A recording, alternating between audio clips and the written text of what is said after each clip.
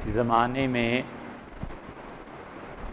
10 محرم کی جو شام غریبہ تھی، یہ مدرسہ تھا لکھنؤ میں، وہ لوگ پڑھتے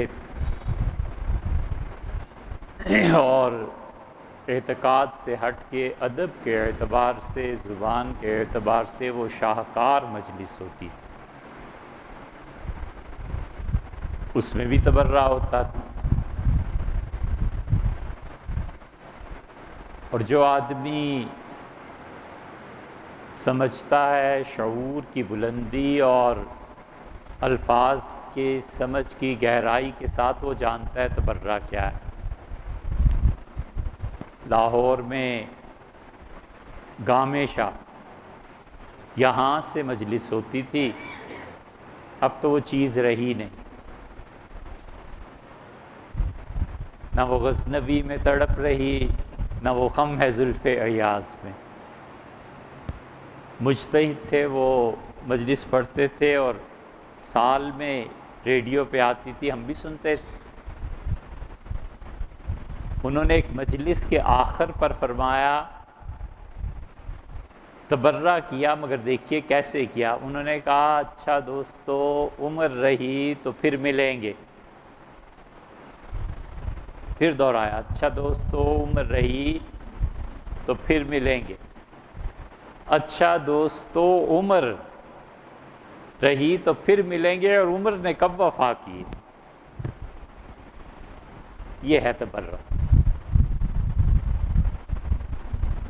تو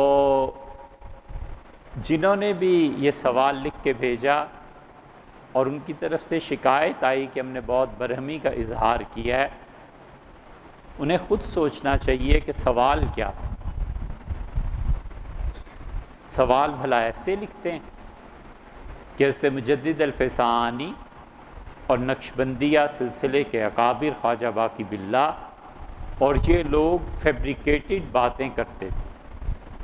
فیبریکیٹڈ کا کیا ترجمہ ہے سوائے اس کے کہ من گھڑت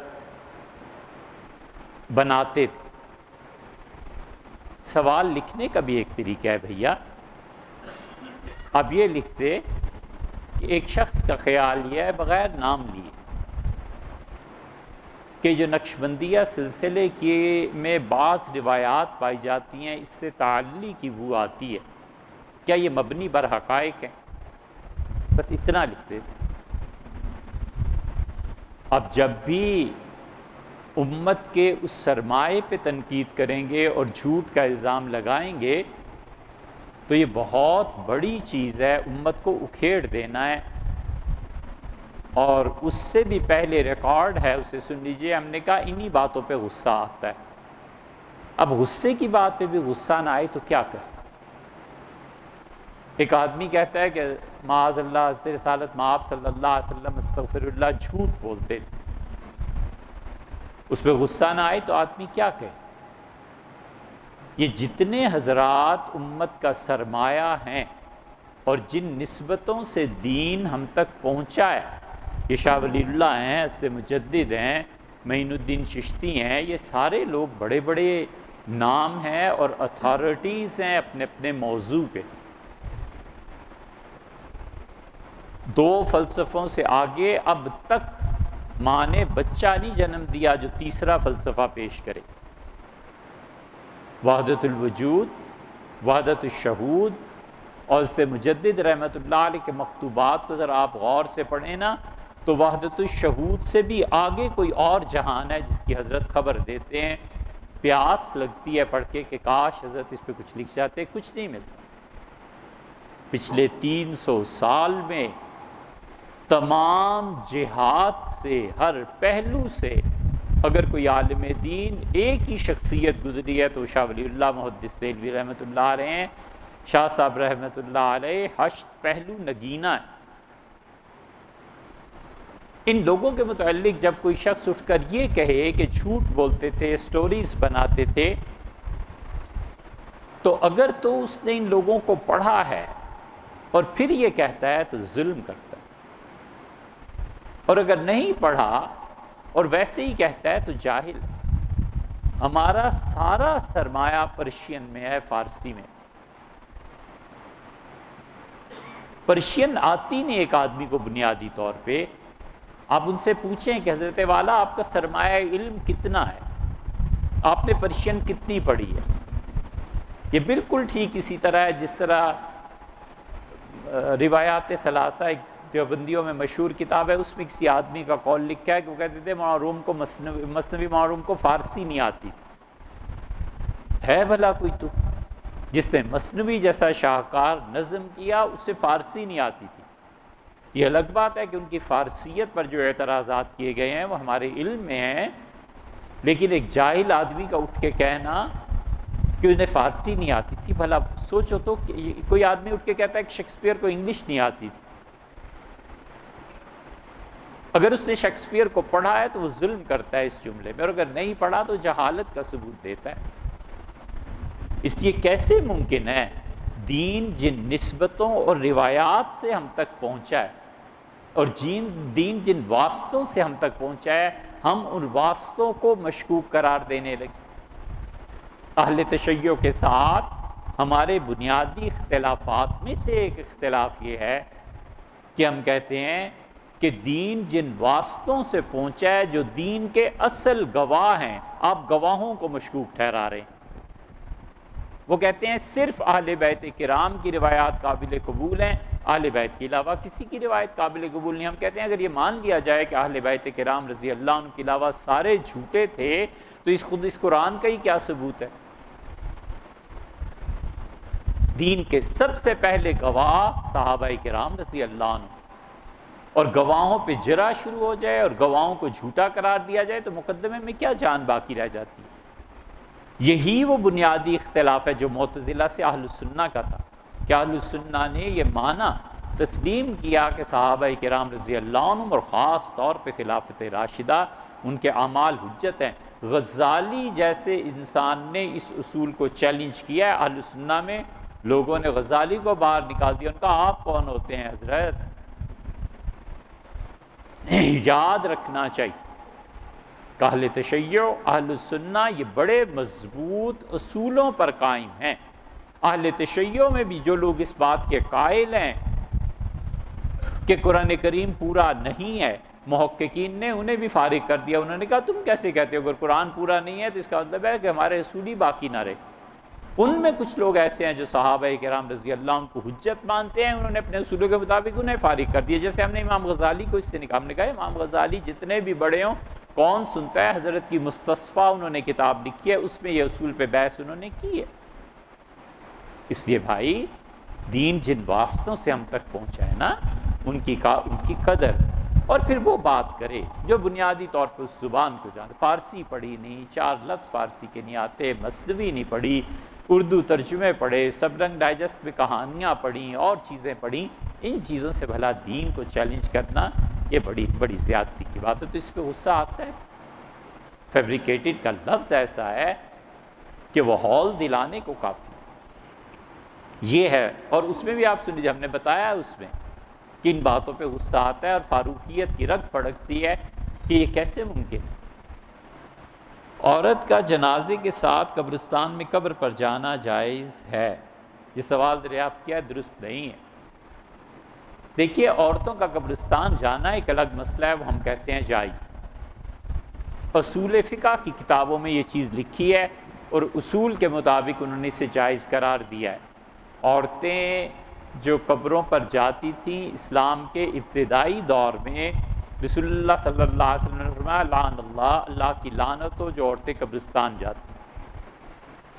بہت سی احادیث اس معاملے میں آئی. 7 ہجری میں رسول اللہ صلی اللہ علیہ وسلم نے اعلان فرمایا کہ کنت نہیتکم، میں تمہیں منع کرتا تھا کہ قبرستان نہ جایا کرو، الآن فزوروہا، اب تمہیں اجازت دیتا ہوں جایا کرو. اس حدیث نے ان تمام روایات کو کینسل کر دیا کیونکہ پہلے ڈر تھا اس بات کا کہ کوئی قبر پرستی کے اثرات نہ آ جائیں. جب وہ ڈر نہیں رہا تو رسول اللہ صلی اللہ علیہ وسلم نے اجازت دے دی. اجازت میں بھی یہ نہیں فرمایا کہ صرف مردوں کو اجازت دیتا ہوں، بلکہ فرمایا میں سب کو اجازت دیتا ہوں. تو اٹ مینس کہ عورتیں اور مرد سارے آ گئے. محققین حنفیہ عورتوں کو قبرستان میں جانا جائز کراتے تھے. جو لوگ یہ کہتے ہیں کہ عورت جا کر کوئی غیر شرعی اعمال نہ کرے تو یہ بھی ایسے ہی فضول بات ہے. مرد جا کر غیر شرعی اعمال کرے تو جائز ہو جائیں گے. دونوں کے لیے ایک ہی پابندی ہے۔ جنازے میں اس لیے ساتھ جانے سے منع کرتے ہیں کہ جنازے میں بے پردگی کا احتمال ہے، نوحے کا احتمال ہے، بین کرنے کا احتمال ہے، اور یہ وہ ساری جاہلیت کی رسوم ہیں جن سے رسول اللہ صلی اللہ علیہ وسلم نے منع فرمایا تھا۔ اس لیے منع کرتے ہیں کہ عورت جنازے کے ساتھ نہیں جائے گی۔ عورتوں کو حنفی فقہا تو جنازے کے ساتھ جانا درکنار، وہ تو فرض نماز مسجد میں آ کے پڑھنے کو اچھا نہیں سمجھتے، جمعہ عورتوں کا مسجد میں آ کے پڑھنا اچھا نہیں سمجھتے۔ وجہ اس کی بنیادی طور پہ آپ دیکھیں گے نا تو وہی ہے کہ سیدنا عمر رضی اللہ عنہ نے منع کر دیا تھا۔ سیدنا عمر رضی اللہ عنہ نے 8-10 چیزیں جس پہ پوری امت کو متفق کیا ہے نا، یہ نقب لگاتے ہیں کہ حضرت عمر رضی اللہ عنہ نے جن چیزوں پہ امت کو جمع کیا ہے اس کو اکھیڑو۔ مثلاً عورتوں کی جماعت، عورتوں کا مسجدوں میں آنا، امیر المومنین منع فرما گئے تھے اور سب نے اس پہ اتفاق کر لیا تھا صحابہ کرام رضی اللہ عنہ۔ مثلاً 20 تراویح سیدنا عمر رضی اللہ عنہ جمع کر، مثلاً 3 طلاق، مثلاً شراب کی حد، 4 تو ایسی ہی مثالیں آ گئی۔ جتنی چیزوں پہ حضرت نے منع فرما دیا، اجماع کرا دیا تھا، اس کا نقب لگاتے ہیں کہ اس کو توڑو، اور اس کا فائدہ در حقیقت شریعت کو پہنچتا ہے، اور اس کی زد جا کر پڑتی ہے صحابہ کرام رضی اللہ عنہ کے اجماع پہ، اور اجماع صحابہ رضی اللہ عنہ پہ جب ٹوٹے گا تو سقیفہ بنو ساعدہ کی بیعت ٹوٹے گی۔ بیعت جب ٹوٹے گی اور ماننا پڑے گا کہ خلافت غصب کے ساتھ آئی تھی، تو اس کی زد جا کے ختم نبوت پر پڑے گی، کیونکہ رسول اللہ صلی اللہ علیہ وسلم آخری نبی اور آخری معصوم تھے، اور صحابہ کرام رضی اللہ عنہ نے بیعت کر لی تھی، وہ آخری معصوم نہیں تھے۔ آخری معصوم تو کوئی بھی نہیں ہے سوائے ائمہ اثنا عشر کے، 12 ائمہ معصومین میں شامل۔ گھر کی ایک جڑ اکھیڑنے سے کبھی کبھی اینٹ ہوتی ہے، ساری عمارت گرتی ہے۔ اس لیے ہم زور دیتے ہیں اس پہ، جس پہ سیدنا عمر رضی اللہ عنہ جمع فرما گئے تھے، مت بحث کرو اس پہ، ختم کرو اس قصے کو۔ اس لیے جنازے کے ساتھ قبرستان جانا جائز نہیں، ویسے جانا جائز۔ جنازے کی تصویر بنانا جائز ہے یا نہیں؟ کیا ضرورت ہے ان چیزوں کی؟ تصویر بغیر ضرورت کے کیا فائدہ ہے بنانے کا؟ وہ نوحہ غم اس کو جاری رکھنا ہے، مایوسی پیدا کرنی ہے۔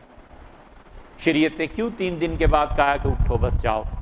اور شریعت کیوں کہتی ہے کہ خوشی کی خبر، خوشخبری وہ 10 سال بھی ملے بعد بھی ملے تو مبارکباد، اور تعزیت صرف 3 دن تک ہے؟ اس لیے کہ انسانی جذبات ہیں نا، غم، یہ چیزیں غالب آئیں گی تو زندگی کے کام کیسے چلیں گے؟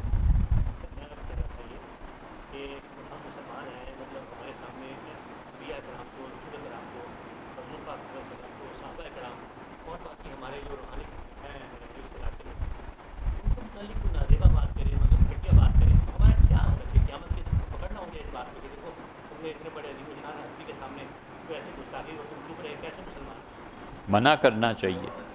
ہر آدمی کو اپنے حدود کے دائرے میں رہ کے اپنا اختیار استعمال کرنا چاہیے۔ اگر وہ امیر المومنین ہے، حاکم وقت ہے، تو اسے ضروری ہے کہ وہ تعزیر لگائے ایسے آدمی کو جو صحابہ کرام رضی اللہ عنہ کو یا بزرگان دین کی توہین کرتا ہے، اس پہ تعزیر لگنی چاہیے۔ ایک عام آدمی ہے، اس کو تعزیر کا کوئی حق نہیں ہے، لیکن وہ یہ تو زبان سے کہہ سکتا ہے نا کہ یار یہ نہ کریں، آپ غصے کا اظہار کر سکتا ہے تو کرنا چاہیے۔ یہ دونوں مسائل آپ نے وراثت کے پوچھے۔ وراثت کے مسائل کا طریقہ یہ ہے کہ آپ اس کے ساری رشتہ داریاں لکھیے، اس کے بہن بھائی کتنے زندہ ہیں نہیں ہیں، ماں باپ زندہ ہیں نہیں ہیں، لڑکی کو باپ کی جائیداد سے جو حصہ ملا ہے انتقال کے بعد اس کے بچوں اور بچیوں کا حصہ جو اس کی جائیداد میں ہے، کیا اس کے بھائی کو اس کی جائیداد میں والدین زندہ ہیں یا نہیں، یہ سارا پورا شجرہ لکھ کے آپ تحریر فرمائیے، اس پہ پھر تقسیم ہوتی ہے۔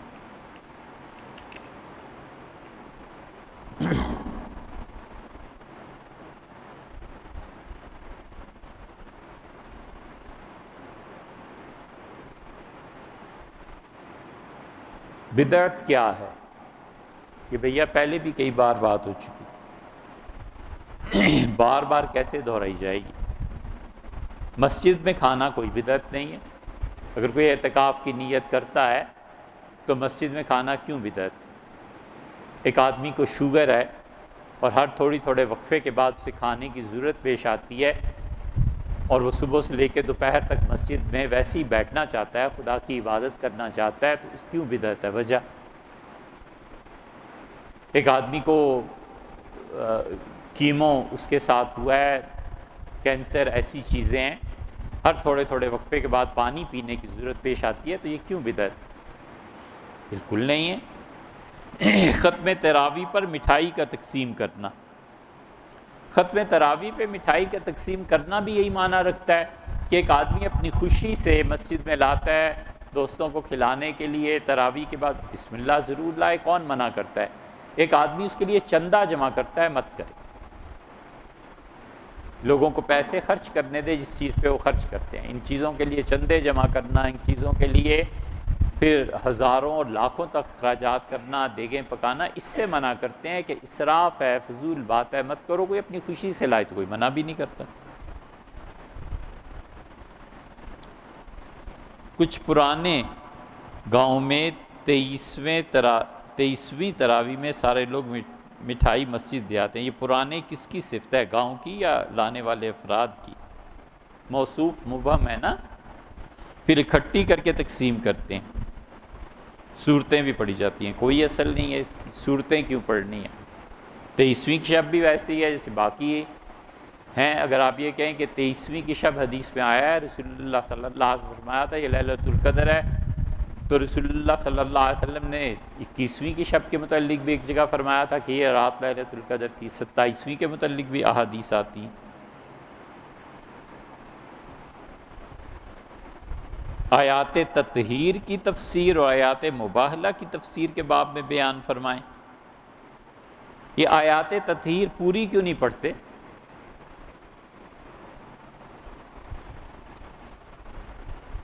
جہاں کہیں بھی اہل تشیع کے ہاں اذان ہوتی ہے، اس سے پہلے وہ آدھی آیت پڑھتے ہیں، کیونکہ پوری آیت پڑھیں تو پہلے حضور صلی اللہ علیہ وسلم کی بیویوں کا ذکر ہے، اور اس آیت کے آخری حصے میں یہ ہے کہ اللہ نے ارادہ کیا ہے کہ اے اہل بیت تمہیں پاک کر دے۔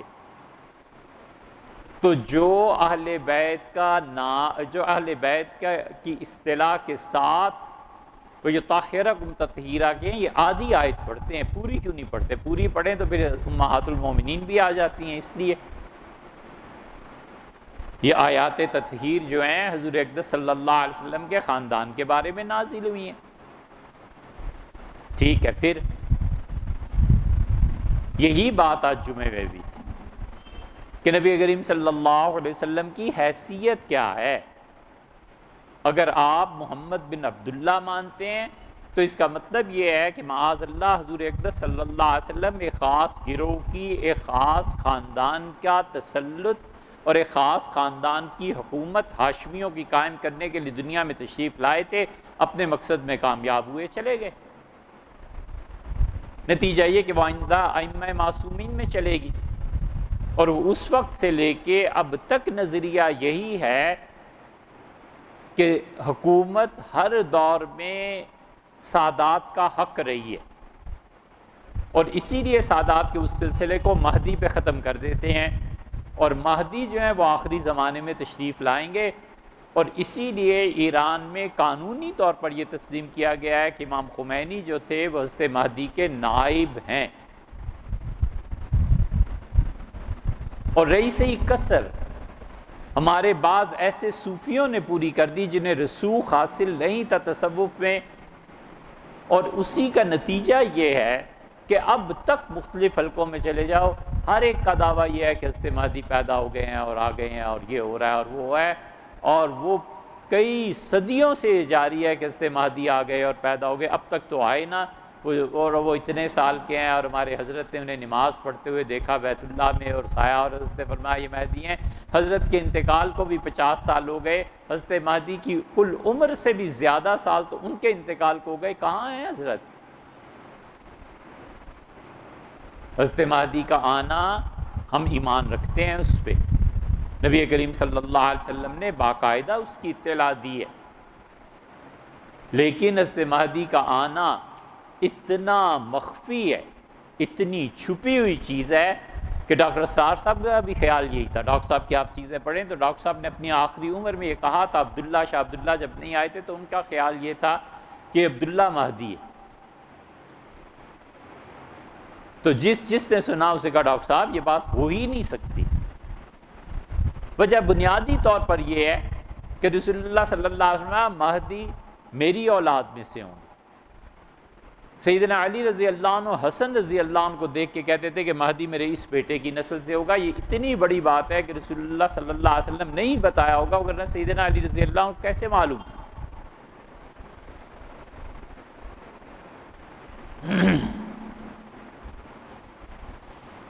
اور آپ نے فرمایا وہ عام آدمی ہوگا اور ایک ہی رات میں اللہ اس کے مراتب اور درجے بلند کرے گا یہاں تک کہ ایک ہی رات میں وہ مہدی کے مقام تک پہنچ جائے. تو ایک رات پہلے تو کوئی دنیا میں نہیں جانتا ہوگا کہ مدینہ منورہ میں یہ جو لڑکا پیدا ہوا ہے یہ مہدی ہے. ان کے بزرگوں کو پتہ نہیں کہاں سے پتہ چلتا ہے، ایسی چھوٹی روایات. تو اس لیے حضرت مہدی کے متعلق یہ ہے. اور رسول اللہ صلی اللہ علیہ وسلم دوسری بات یہ فرمائی کہ آپ نے کہا وہ بیت اللہ میں طواف میں ہوں گے اور اس وقت امت کے حالات اتنے خراب ہو چکے ہوں گے کہ سب لوگ مہدی کی تلاش میں ہوں گے. اور آپ نے کہا امت کے بہترین افراد اس وقت بیت اللہ میں موجود ہوں گے. انہیں تو پتہ نہیں چلے گا کہ مہدی طواف کر رہے ہیں، اور یہاں تک کہ طواف کے دوران وہ مقام ابراہیم پہ پہنچیں گے تو آواز دی جائے گی یہ اللہ کی طرف سے اس کی بیعت کرو، اور لوگ اٹھیں گے اور حضرت کی بیعت ہوگی. اور مہدی 7 سال یا 9 سال رہیں گے، پھر سیدنا مسیح علیہ السلام کی آمد ہو جائے گی اور یہ چیزیں ہوں گی. یہ عقیدے کی کتابوں میں آپ کو مسلسل ملے گا. جو لوگ یہ کہتے ہیں کہ بخاری اور مسلم مہدی کی روایات نہیں لائے، انہیں سوچنا چاہیے کہ ابو داؤد لائے ہیں. کیا بخاری اور مسلم کے علاوہ جتنی حدیث کا ذخیرہ یہ دریا برد کرنا ہے؟ کیا حدیث کے صحیح ہونے کا معیار یہ ہے کہ بخاری اور مسلم میں آئیں؟ جتنے مستدرک محدثین نے لکھے ہیں، مستدرک کا مطلب یہ ہوتا ہے کہ کسی بھی کتاب پر استدراک کرنا، کسی بھی کتاب کے بعد اس پہ ایک مزید کتاب لکھنا کہ اس مصنف نے جو اصول قائم کیے تھے ان اصولوں پر یہ احادیث پرکھی جائیں، یہ باقی رہ گئی ہیں، مصنف نے نہیں ذکر کی، میں ایک اور اضافہ کر رہا ہوں. یہ مستدرک حاکم کیا ہے؟ حاکم رحمۃ اللہ علیہ بہت بڑے محدث تھے. حاکم نے جو احادیث صحیح بخاری اور مسلم کی شرائط پر پوری اترتی تھی لیکن بخاری اور مسلم نہیں لائے، انہوں نے مستدرک لکھ دی. مستدرک پہ پھر ذہبی نے کام کیا. حدیث پہ حضرت رسالت مآب صلی اللہ علیہ وسلم کی محبت میں امت نے اتنا کام کیا ہے کہ حدیث اگر ہنڈیا ہے تو وہ پک چکی ہے، اس کا گوشت گل چکا ہے، پوری طرح کھانے کے قابل ہے. تفسیر پہ بھی اتنا کام نہیں ہوا، قرآن کریم پہ کام باقی. اس لیے اللہ کسی کو ہمت دے تو قرآن پاک کی تفسیر پہ کام کرنا چاہیے. وہ بہت سی چیزیں بھی باقی، بہت باقی، ایسے اشکالات ہیں قرآن کریم کی آیات پہ کہ عمر گزر جائے حل نہیں ملتا کہ اس کا حل کیا ہے، اللہ نے یہ کیا فرمایا. کاش کسی طرح ابو مسلم اصفہانی کی تفسیر مل جاتی ہے. 1000 سال میں ایک دماغ پیدا ہوا تھا اور ابو مسلم اصفہانی کی تفسیر نہیں ملتی. کہیں مخطوطہ دنیا میں ہوگا، رازی نے اس سے نقل کیا ہے، مختلف مفسرین نے نقل کیا ہے. کاش وہ مل جائے، وہ ملتا نہیں. تو اس لیے یہ جو آیت تطہیر ہے، آیت مباہلہ ہے، اس کی تفاسیر جو ہیں حضرت مہدی ان کا آنا بہت جگہ پہ آیا. حضرت مہدی ان کی اولاد میں سے ہوں گے. یہ آیت تطہیر اس کو فقط اہل بیت کرام کے ساتھ مخصوص کرنا اور باقی لوگوں کو شامل نہ کرنا یہ صحیح نہیں. آپ اس مقام کا خود مطالعہ کریں. 21ویں پارے کا آخری رکوع، 22ویں پارے کا پہلا رکوع.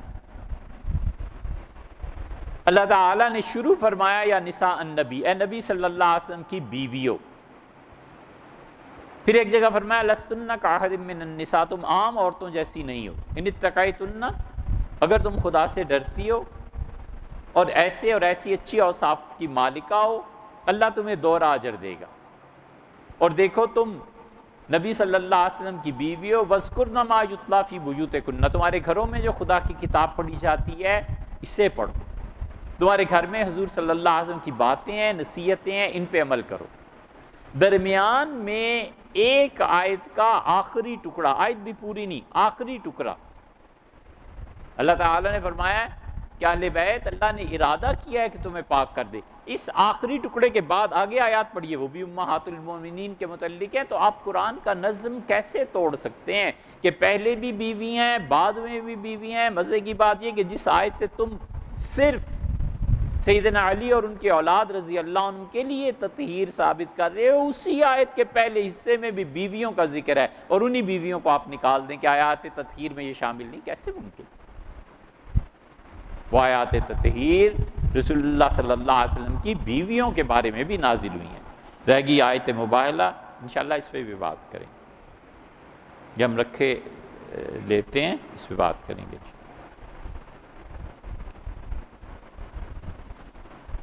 یہ اچھی بات آپ نے پوچھی۔ سنت نبی صلی اللہ علیہ وسلم کا سب کو علم ہے، سنت اللہ کیا ہے؟ قرآن جہاں سنت اللہ کہتا ہے نا، اور کہتا ہے وَلَن تَجِدَ لِسُنَّتِ اللَّهِ تَحْوِيلًا، تم اللہ کی سنت کو بدلتا ہوا نہیں پاؤ گے، وَلَن تَجِدَ لِسُنَّتِ اللَّهِ تَبْدِيلًا، اور خدا کی سنت تبدیل نہیں ہوتی۔ اللہ کی سنت سے مراد مفسرین نے لکھا ہے کہ اللہ کا وہ طریقہ جو اس نے انسانی فطرت کی صورت میں بنایا ہے۔ اللہ نے سنت قائم کی ہے، طریقہ قائم کیا ہے کہ لوگ سویا کریں۔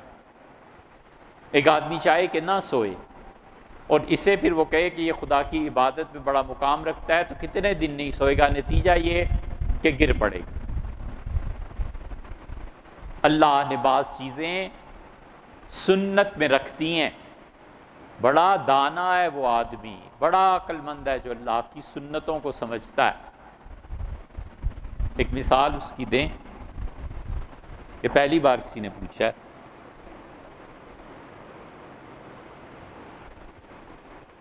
بادشاہ کو اپنا وزیر بڑا پسند آیا اور وزیر سے مشورہ کرتا تھا، جنگ جیتی اور دربار لگا بادشاہ سلامت کا، شاہی خاندان کی عنایات جن جن پہ تھیں سارے حاضر ہوئے، تو بادشاہ سلامت نے کہا کہ تم اتنے اچھے وزیر ہو میرے، تمہارا جیسا دانا جوان آدمی دیکھا نہیں، اور ایک امتحان ہے تمہارا، اور جی چاہتا ہے آدھی سلطنت تمہیں دے دوں اور آدھی سلطنت پہ حکمرانی کرو، آدھی پہ میں کروں۔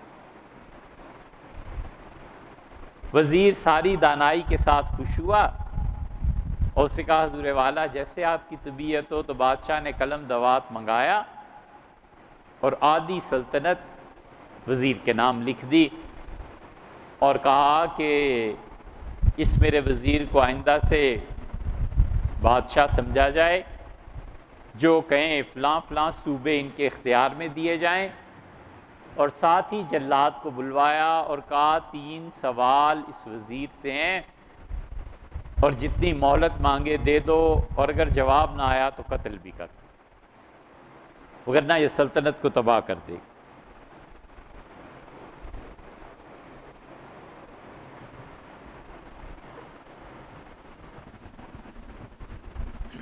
انہوں نے پوچھا حضور سوال بھی بتا دیں، تو بادشاہ سلامت نے کہا کہ دنیا میں سب سے کچی چیز کیا ہے، اس کا جواب ڈھونڈ کے لاؤ۔ بڑا حیران ہوا، پھر اس نے کہا دوسرا سوال، اس سے کہا ڈھونڈ کے لاؤ کہ دنیا کی سب سے پکی چیز کیا ہے۔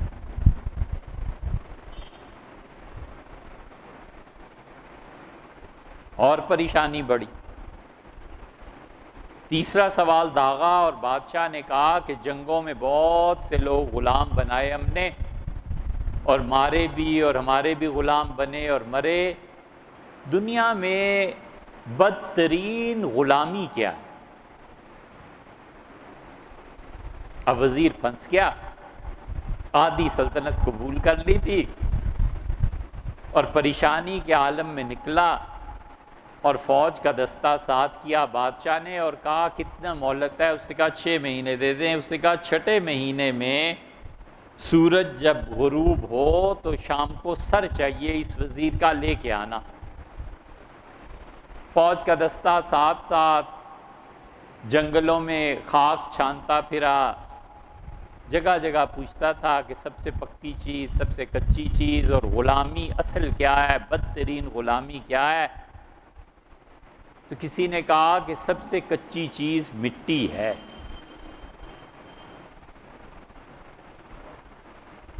وزیر نے اس کا مذاق اڑایا اور کہنے لگا کہ سب سے کچی چیز اگر مٹی ہوتی تو لوگ پتھر مارنے سے مر نہ جاتے۔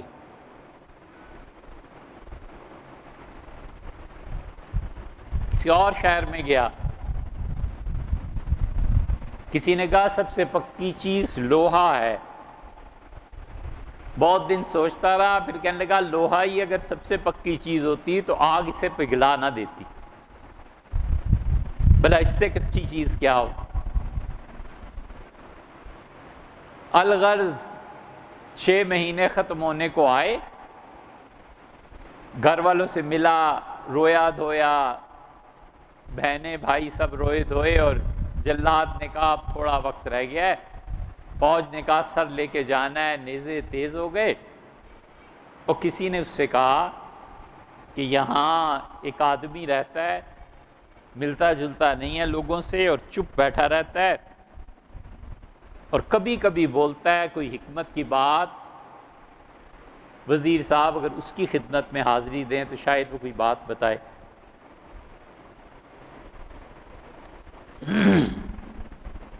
تو وزیر صوفی کے پاس چلا گیا، حیران ہوا کہ صوفی ایک لنگی باندھ کے بیٹھا ہوا ہے، جھونپڑی ہے، زمین پہ بستر لگا ہوا ہے، کتا دربانی کے لیے رکھا ہے، اور دودھ میں روٹی بھگو کے کھا رہا۔ شبہ ہوا کہ کیا جواب یہ دے گا۔ کتے کے سامنے پانی پڑا ہوا ہے، دودھ سے روٹی کھائی جا رہی ہے، سوکھی روٹی۔ تو اس نے کہا حضور مرتا ہوں، میں وزیر ہوں، تو لباس دیکھا انہوں نے، وہ سمجھ گئے کہ واقعی ہوگا، تو اس نے کہا حضور 3 سوالات ہیں، اور سورج ڈوبا جاتا ہے اور اس کے ساتھ زندگی کا سورج بھی ڈوب جائے۔ صوفی نے کہا کہو۔ اس نے کہا حضرت سب سے کچی چیز کیا ہے؟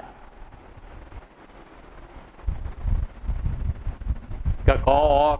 اس کا سب سے پکی چیز کیا ہے؟ تو انہوں نے نگاہ اٹھا کے دیکھا اور کہا اتنے دانا اور اتنی شہرت اور وزارت اور یہی نہیں پتا چلا۔ اس سے کہا حضرت تیسرا بھی بتا دیں کہ بدترین غلامی کیا؟ انہوں نے کہا میرے بیٹے سب سے کچی چیز دنیا میں زندگی ہے، اس سے زیادہ ناقابل بھروسہ اور کچی ڈور کوئی نہیں ہے، کچھ پتہ نہیں چلتا کون کب مر جائے۔ یہ اب اس کی سمجھ میں آئی، بڑا خوش ہوا اور اس نے سوچا کہ علی الخبیر سکت، اب پنجہ پڑا ہے اور اب اس شخص تک پہنچا ہوں جو واقعی حکیم ہے، دانا ہے اور بات جانتا ہے، گر جانتا ہے، تہ تک پہنچا ہوں۔ اور کہا بیٹے یہ بھی کوئی سمجھنے کی بات ہے کہ دنیا میں اٹل حقیقت اور سب سے پکی بات، سب سے پکی چیز موت ہے، اس سے کوئی انکار نہیں کر سکتا۔ اسے کہا حضرت تیسری بھی بتا دیں، فوج والے باہر کھڑے ہیں۔ تو انہوں نے کہا کہ اب تیسری بات بھی بتا دیں۔ تو اپنے اپنا پیالہ دودھ کا اٹھایا اور جو رکھوالی پہ کتا تھا اس کے سامنے رکھا، کتے نے دودھ پی لیا تو انہوں نے پیالہ سامنے سے ہٹا دیا، اور جو کتا پانی پی رہا تھا اس پانی کو دودھ میں ملایا اور کہا اسے پیو۔ وزیر بڑا پریشان، اس نے کہا حضرت اس سے تو کتے نے پیا ہے۔ انہوں نے کہا کتے نے پیا ہے یا میں نے پیا ہے، اسے پیو۔ بہت نہ کی۔ قصہ مختصر یہ کہ پیالے کی طرف ہاتھ بڑھایا تو وزیر شہزادوں جیسی زندگی گزاری تھی، پیالہ اٹھایا اور قے شروع ہو گئی، رکھ دیا۔ انہوں نے کہا اسے پیو تو جواب ملے کہ جب اس نے دیکھا کہ مرتا ہوں تو پیا، قے کر کے آیا، پھر پیا۔ ان کا آخری قطرہ بھی پیو، اسے آخری قطرہ بھی پیا اور کہا حضرت خدا کے نام لیں اب بتا دیں۔ تو انہوں نے کہا دنیا کی بدترین غلامی غرض ہے جو کتے کا دودھ بھی پلا دیتی ہے، کتے کا جوتا بھی پینا پڑتا ہے۔ انہوں نے کہا غرض سے زیادہ کوئی چیز نہیں ہے جو انسان کو غلام بنائے۔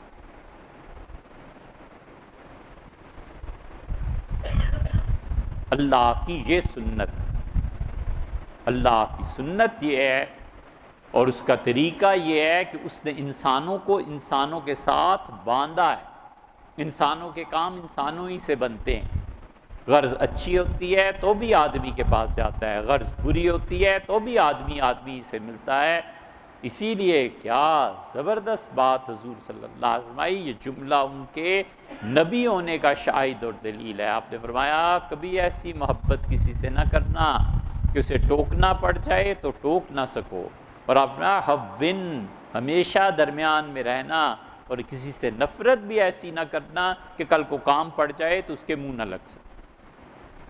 حوّن، دونوں چیزیں اعتدال میں رکھو، یہ اللہ کی سنت۔ اللہ تعالیٰ کی سنت یہ ہے کہ محنت اور ذہانت اگر جمع ہو جائیں پھر اس شخص کو کوئی نہیں روک سکتا ابولی سینا بننے سے، اور کوئی شخص نہیں روک سکتا رازی بننے سے اور نیوٹن بننے سے اور آئنسٹائن بننے سے، اور کسی مقام سے محنت اور ذہانت جمع نہیں ہوتی ہے۔ جمع ہو جائیں آگ لگ جاتی ہے۔ اللہ یہ چاہتا ہے کہ ذہین آدمی محنت کرے۔ بہادر آدمی اور اپنے غصے کو ضبط کر لے یہ ہوتا نہیں ہے، بول دیتا ہے جو منہ میں آیا، مار دیتا ہے، ٹریگر پہ انگلی ہوتی ہے چلا دیتا ہے۔ بہادر آدمی غصے کو ضبط کر لے، اس کے نتیجے میں وہ بیسٹ پرفارمنس دیتا ہے، بہترین منتظم ہوتا ہے وہ شخص جو ذہین ہوتا ہے، بہادر ہوتا ہے اور اس کے باوجود اپنے جذبات پہ کنٹرول رکھتا ہے۔ یہ کیا بہادری ہے کہ بازار میں گئے، نظر پڑی اور پگھل گئے۔ یہ کیا بہادری ہے کہ دولت کا ڈھیر دیکھا اور پگھل گئے۔ یہ کیا بہادری ہے کہ عہدے کا نام سنا اور اندر سے دل ہلنے لگا کہ اوہ اس کا یہ عہدہ ہے۔ ان ساری چیزوں پہ قابو پا کر اپنے آپ کو بہادری کے وصف کے باوجود جذبات میں نہ جانے دینا اور اس کے نتیجے میں بہترین منتظم بننا، یہ اللہ کی سنت ہے۔ اس سے ذہین بچے محنتی نہیں ہوتے۔ ایک اور عام مثال دے دیں، جو یہ زیادہ خوبصورت ہوتے ہیں نا یہ باوفا نہیں ہوتے۔ حسن اور وفا مل جائیں تو یہ نور جہان بن جاتی ہے۔ حسن اور وفا مل جائیں تو لیلا بن جاتی ہے، کیونکہ اسے پتہ ہوتا ہے نا وہ تو لفٹ ہی نہیں ہوتی، تمہاری اوقات کیا ہے۔ کیا کہا ہے اس نے، داغ نے؟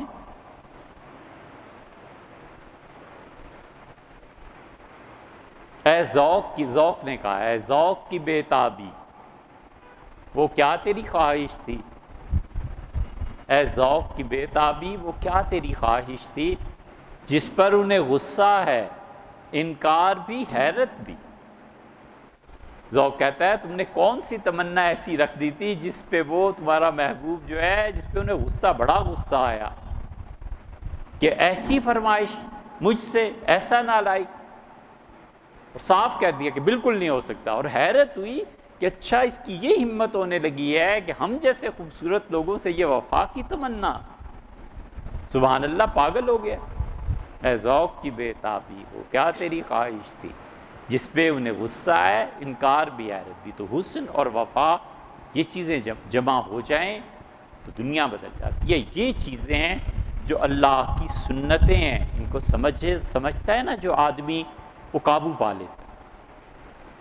جسے پتہ ہوتا ہے کہ بچہ ذہین ہے اور یہ محنت نہیں کرتا، اس کے ساتھ اگر سختی کی گئی تو نکل جائے گا ہاتھ سے، نرمی اختیار کر لیتا ہے کہ اپنی ذہانت میں محبت کو شامل کر کے اسے رام کر۔ خوبصورتی ہے، حسن ہے، وفا کی توقع رکھنی ہی نہیں چاہیے۔ اپنے محبوب پہ جبر کرنا کہ تم مجھ سے محبت کرو کیونکہ میں تم سے محبت کرتا ہوں، یہ کون سی انسانیت اور انصاف ہے؟ تو اس کے لیے جو ہیلے اختیار کرتا ہے وہ عام طور پہ لوگ جانتے ہیں۔